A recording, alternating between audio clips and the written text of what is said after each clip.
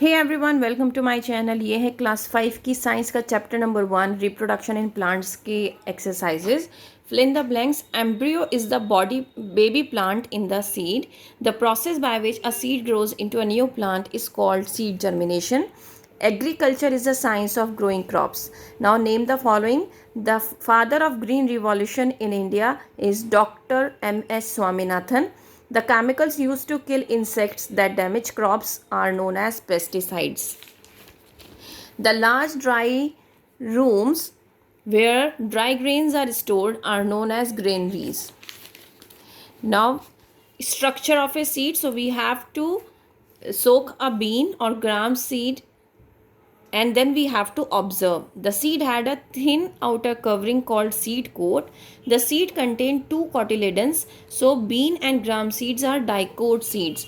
So ये दो cotyledons ग्राम seeds में होते हैं, तो इसीलिए इनको डाइकॉट सीड कहा जाता है.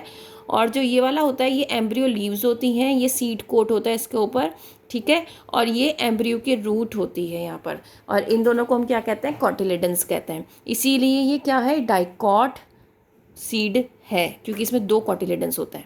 The tiny structure was seen attached to the cotyledon. This is the embryo of baby plant. What are the functions of a seed? Seed coat, cotyledons. So seed coat क्या करता है, protect करता है seed को, protect the seed. cotyledons provide food to the embryo, and embryo क्या करता है, grow into a plant. Now name the following. The crops that are grown from November to April, उसको हम राबी क्रॉप्स कहते हैं. The wild plants that grow in the field, हम उनको weeds कहते हैं. Correct the underline words. Rice is a dicot seed. No, ये monocot seed होता है. Coconut it is dispersed by wind. No, dandelion is dispersed by wind. Now differentiate between monocote and dicot seed. So monocote seeds with one cotyledon, for example maize and rice. Dicot seeds with two cotyledons, for example peas and grams. Then we have rabi crops and kharif crops. Crops grown in winters are rabi crops, for example wheat, mustard. And crops grown in monsoon are your kharif crops, for example rice, sugarcane. And यहाँ पर stages of germination given है कि एक seed coat से किस तरीके से एक प्लांट बनता है. Then short answer questions. How do plants reproduce? Most of the plants reproduce through the seeds. So what do seeds need to germinate? Seed को क्या चाहिए? Air, water, warmth and soil. Name some non flowering plants जैसे fir, pine, cedar and then fern. How do fern reproduce? Ferns reproduce through spores. Answer the following. What kind of seeds do not germinate? Seeds which are not fully formed. Seeds which are eaten by insects and animals. Seeds which falls on rocks. And seeds which get buried deep inside the soil are not, they will not germinate. What is seedling? The new plant that has grown from a seed. Seeds must be dispersed. Give reason. Seeds must be dispersed to get sunlight, air, water, nutrients from the soil and space to germinate and grow. Now seed dispersal, तो यहाँ पर mode given है, then यहाँ पर seeds and then features. सो अगर wind के through seed dispersal हो रहा है तो कौन कौन से सीड्स विंड के थ्रू सीड डिस्पर्स करते हैं? डेंडेलियन, डेजर्ट रोज और मिल्कवीड. कौन कौन से क्या क्या फीचर्स हैं कि ये विंड के साथ डिस्पर्स हो जाते हैं? Because they are light weight and they have feathers.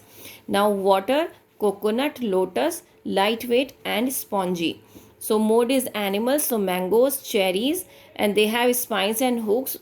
तो इसीलिए एनिमल्स के पैरों में वो लग जाते हैं उसके बीज, और वो एक जगह से दूसरी जगह पहुंच जाते हैं.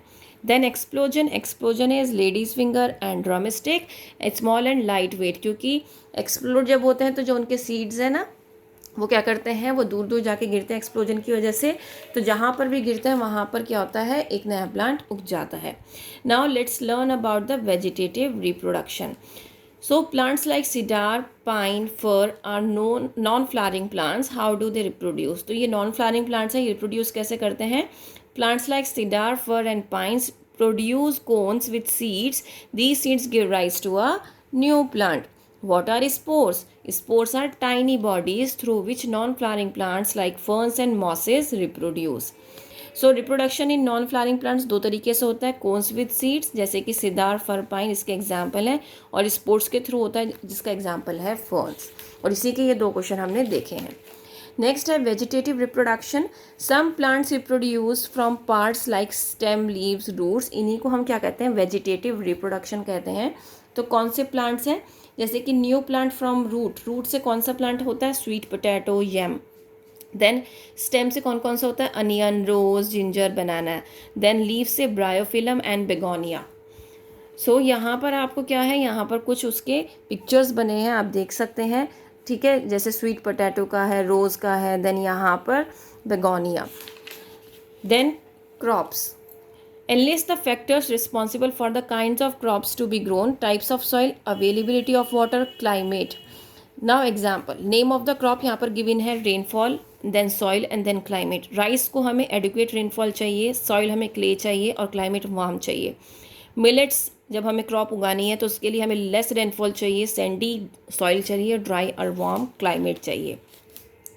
एग्रीकल्चर के लिए हमें कौन कौन से स्टेप्स फॉलो करने पड़ेंगे ताकि हमारी जो क्रॉप है वो अच्छे से ग्रो हो सके. Till the soil. टिलिंग का मतलब होता है सॉइल को ऊपर नीचे करना, फिर उसके अंदर फर्टिलाइज़र को ऐड करना और उसके बाद हमें क्या करना है? सीड्स को बोना है, सो सीड्स ऑफ गुड क्वालिटी. फिर उसके बाद इरिगेशन करना है. इरिगेशन मतलब पानी देना है अपनी क्रॉप्स को. रिमूव वीड्स मतलब जो जंगली पेड़ उसमें उगाते हैं, घास वगैरह, उन सबको हटाना है. स्प्रे करना है पेस्टिसाइड्स का ताकि हमारी जो क्रॉप्स हैं वो प्रोटेक्टेड रहें. और एनिमल से हमें अपने क्रॉप्स को प्रोटेक्ट करना है. और जब हमारी क्रॉप अच्छे से फसल हमारी बहुत अच्छी हो जाएगी तो हम उसको हार्वेस्ट कर लेना है. हार्वेस्ट का मतलब होता है कटाई करना. ठीक है, काट लेना है.